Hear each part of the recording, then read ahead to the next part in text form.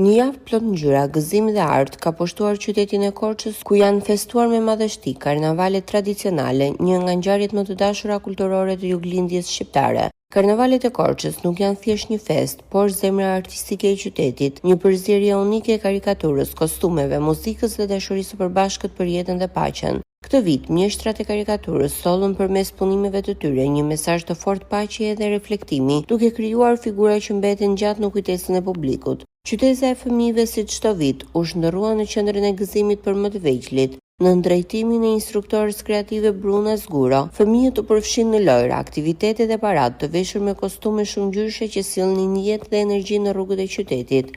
Artist, instruktorë dhe vullnetarë nga gjithë Shqipëria kontribuan në realizimin e një edicioni të jashtëzakonshëm të këtij festivali, i cili çdo vit vjen me më shumë ngjyrë dhe shpirt. Kontributi i palotur i Zamir Akitës dhe Blerta Belliut u vlerësuan gjerësisht për punën organizative dhe për kushtimin ndaj artit dhe komunitetit. Karnavalet e Korçës janë më shumë se një ngjarje festive.